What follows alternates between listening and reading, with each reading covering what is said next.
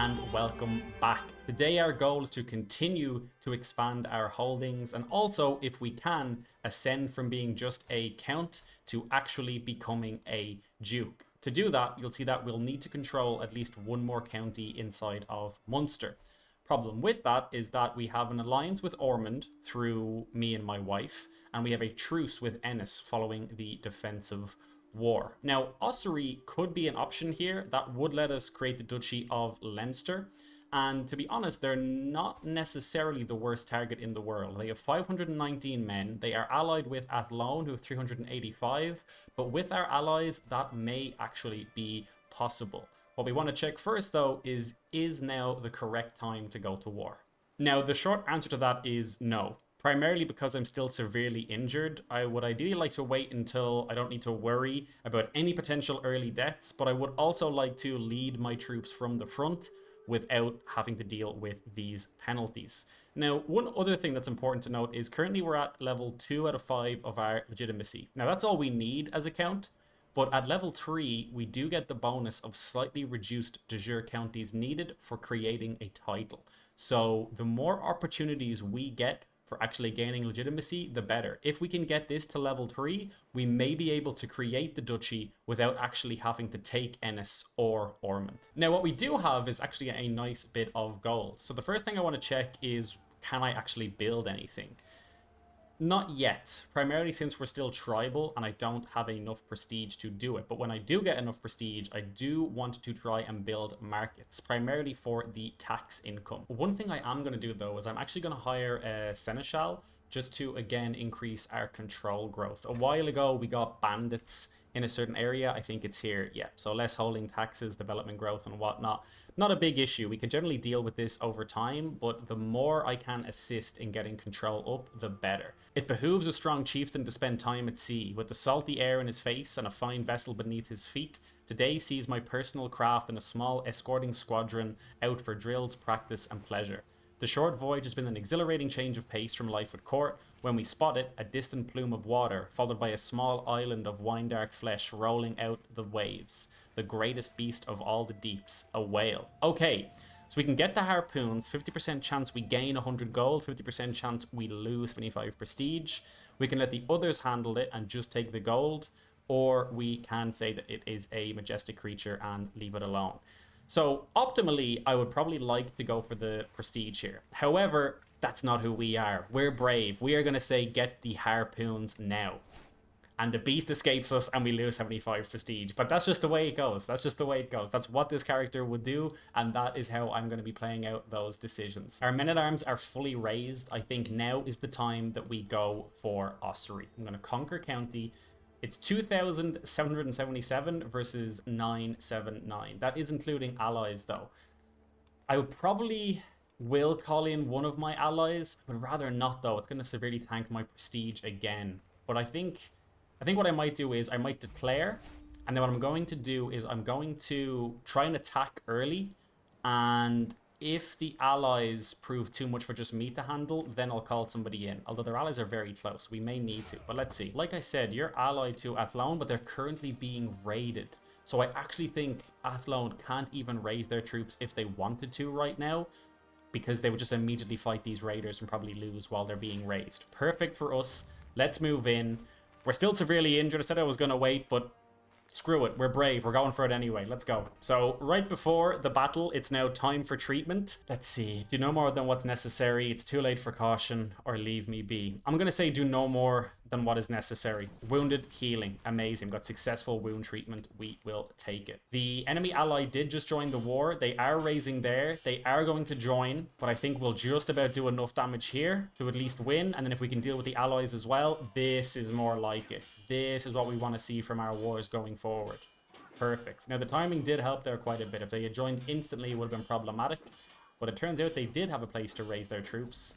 Just didn't bring them in yet. We actually got a comment in the last video that talked about how when you're sieging a castle and you get attacked, the attacker actually gets the defensive bonus as if they're in that castle. Now, the problem is it can be annoying to just step off the castle for the battle because you lose all of your siege progress. Chances are I'm going to make decent siege progress here, and then right when it's near the top, they'll end up coming back and attacking me. But I'm going to play it cool for now. Let's see. I'd rather not call in an ally if I can help it. Okay, so they're attacking independently, which is fine. We should beat these two. Thankfully, they stayed split. I think it might be a repeat of the first scenario where the AI attacks us independently, one after the other instead of together. 327 actually decided against it, probably because the battle was over. They knew they'd lose, so they're now backing up as well. But now I don't think they have enough numbers to actually stop us here. So we should get away with this. So we're just about finished our siege. There we go. I think we got his heir as well, which is ideal. This will increase our legitimacy to level 3. And we'll gain 75 fame. That's fine. So let's enforce all of that. Disband all. And now that we're at level 3 legitimacy, can we create the Duchy of Munster? Yes, we can. So we only need 2 counties now compared to 3 before because we increased our legitimacy. Let's create this title. And we are now a mighty high chieftain. Ideally, Ormond and Ennis will fall soon. We'll keep an eye on them. Any opportunities open up, we'll be taking them as soon as possible. But super nice expansion. We now have 4 counties, all of them held directly by me. So if we want to end up creating a vassal, we can do that, but it'll be by my own decision. Speaking of vassals, it looks like we actually have Ormond, who will accept to be a vassal. So we'll vassalize him for now. That's going to increase our glory as well. And there we go. So now we have our first vassal over here in Ormond. Now what we can also do, I believe, is we can now also create the Duchy of Leinster. Since we hold both of these titles, I can create this, and that will give us 2 duchies. Anything past 2 duchies and our vassals are going to start disliking us quite a bit. But you know what? Since it's here, let's create it anyway. Let's just go ahead and create it anyway. Now, it is arguable there that we could have used the gold and now that we had some prestige to build some stuff. But I think having 2 duchies should actually help our prestige month over month. You'll see that we're getting like plus 0.4 now from held duchies. So it's more of an investment in prestige in the long term. So that when we get gold in the future, prestige won't be holding us back. We can designate a guardian for Beatrice. Beatrice is... Why are you over there? Beatrice is currently my heir, but not who I want to be my heir. So I'm going to have my wife educate her for now. If I look at my wife, actually, she's 24, I'm 25, so kids are still possible. She's not chaste, is she? No, kids are still possible. A little bit surprised we haven't had one yet. I'm actually going to sway her for a while. I don't have any schemes going currently.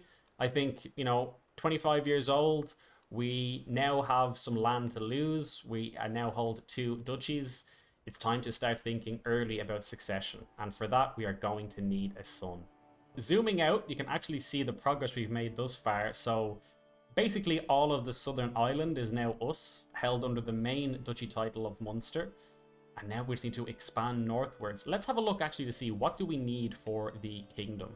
I have 5 counties. We only need 8 because of my high legitimacy and 175 gold, and that will allow us to make the kingdom. So only 3 more counties and we can just create the kingdom and then go from there. So I'm in a tent at an encampment bordering the Surreyar, tasked with gauging the tensions between our realms. Suddenly a man enters the tent, demanding to see the new commander. Instinctively, I step forward. So you're the new commander. Very well. Pick a challenge. The loser pays for the other camp's drink tonight, says Barrett, commander of the foreign encampment. Oblivious to the fact that I am Liam, not a mere military commander. So I can say, you fool, I'm the high chiefdom, which he'll lose some opinion, will gain some dread, experience. I can say, bring forth thou nastiest poem about each other's lieges. Let's settle this with a friendly match. We can do single combat. Or I can say, why wait until the tavern? Let us compete by drinking ale. Because this is based on prowess, he'll gain some opinion of me. So this is probably like the best one for us to do. Given that we're brave though, are we still severely injured? We are. So I think our character would likely want to just fight him one-on-one. But given that he's injured and knowing that he can outdrink him, I think we take him to the pub instead. Looking at Athlone though, previously we were a little bit afraid because while he was weak, we get to deal with his liege, but his liege isn't super strong. He is allied with Strathclyde over here at 916, but he's already in a war with him again. They were just in a war. Is it the other way around now? Looks that way. So previously, Ivor the Boneless had attacked them, and now they're going back to attack him. This could be good timing for us, to be honest. I'm going to give it a second, let Athlone and Meath dedicate their troops over there, and then we're going to declare on him while he's busy in another war, and we have superior numbers. Okay, let's go for it. It's a little bit balanced. I mean, we have quite a bit more considering our allies. I may hold off on calling them in. I could afford it, but I may hold off to see if I can save on the prestige, at least initially. But let's see. Sieging Athlone currently. What I'm actually going to do is I'm going to station besiegers and just leave the other army over here. Might help a little bit with attrition and supply. I did just see his army leave. Where's he going? Okay, he wants to land down here. We're going to immediately attack that for the recently disembarked. He does have some men-at-arms, but so do we. So we're actually going to be okay. So this is what I really like when going to war, is winning battles like that. We also captured somebody while also keeping that siege progress up. If you go all in on winning battles, maybe you quickly get to 50% max, and then you have to go back and start sieging anyway, and then they're just coming back, regrouping, attacking you again. So I like to kind of continue to do both when I can. The only risky thing though is, you know, if there was more allies involved in this war, I may have moved south here, and then my siege would have been screwed.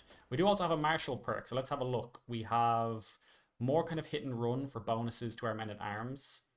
We can increase prowess, control county. I think I've done enough for control county. I'm not in an insane rush to get that up to 100 necessarily. Siege weapon effectiveness is nice. We don't have any siege weapons though. That's based on cavalry. I actually think I will take hit and run. It decreases our retreat losses and makes a lot of our men-at-arms just better. Another daughter. Okay. What we call you? Bridget? Bridget it is. I really need a son though. This is becoming problematic. There we go. So their troops had just shown up, but it is too late. We now also can enforce demands and take Athlone. We are now over our domain limit though. So 5 out of 4. Okay, so now that I think about it, I think what I would like to do is when I hold the Kingdom of Ireland, I would like this Duchy of Leinster to be mine and Meath to be mine, and I would like these 4 counties held by me directly. So I'm actually going to slowly but surely, as I expand, start giving away some land in Munster. It's ironic because it's my main sort of holding, but Liam's smart. Liam knows that eventually the goal is to move our capital to Dublin, and in order to do that effectively, we want to make sure that we don't give the land that we want to hold eventually away. So for now, I'm going to grant Thomond to somebody. Now, we have the option to grant this to a noble of Irish culture, or we can give it to somebody that we know. I think in this case, for the sake of roleplay, I may actually give it to Artban. Artban is our marshal. He is the man that we recruited from prison very early on, and I think elevating a man from being in our prison to actually having a county of his own could be the play here. So I'm actually going to give it to him. And just like that, Artban went from a man who was in our prisons once upon a time to now being a vassal and holding a county himself. So I've been looking through our prisoners here, and I'm going to recruit these 2 men into our military. They have decent martial stats, nothing else too crazy going on, and no real claims to kind of necessarily worry about. This man though is interesting. He has a pressed claim on the Kingdom of Ireland because his father held the Kingdom of Ireland title, which is super interesting. The question is, what do we do with you? Now, I could recruit him. He is very nice marshal. What I am concerned about though is factions. So once I don't land him, he shouldn't necessarily be an issue in terms of pressing his claim for Ireland later on. But what is an issue is other factions might rally around him as the claimant, and that could create a problem. I think in this scenario, we are going to behead this man. I think for our claim of Ireland to be true, we cannot have somebody in our court from a different family who comes from a previous king of Ireland. All of my guests will lose 5 opinion of me, his close family members will lose 50 opinion, and his dynasty members will lose 20 opinion. But it has to be done. We are sending a message. Okay, so I've made the decision to invite some champions to the realm. Looking through, we have some who are okay, the rest not very good at all, and I forbid Lorcan from even trying. He doesn't know what he is doing. Now, I am tempted to replace Lorcan with Duncad here. He is my brother-in-law and vassal and commander, and he has slightly higher stewardship. Now, Lorcan is the other man we recruited from prison. So one man who we recruited is still the marshal and now has his own land. Lorcan, though, might have pulled the short straw here and may have to be fired to make space for Duncad. Primarily since he's a vassal and a powerful vassal. He is going to want a position on the council. So again, this has to be done. And you know what? I think for now, even though we have champions on the way, I think for now I will put Flanagan, one of our recently acquired champions out of prison, into my Chancellor role as well, just so that we have that filled. That's all for this episode. I really hope you enjoyed. I think this one's going to be slightly longer. There was some requests for longer videos, more recent uploads in previous videos, so I've added a bit of time onto this one. Super happy with my progress here. Very close to founding the kingdom itself, and our court, which is made up of almost entirely people who we just captured and then forced to work for us, is finally full. And we've also killed the last remaining descendant of the previously known Kingdom of Ireland. There can only be one, and it is going to be Liam. Thank you so much for watching this episode. If you enjoyed, please leave a like and comment. It means so much to a brand new channel like this one, and I will see you all in the next video.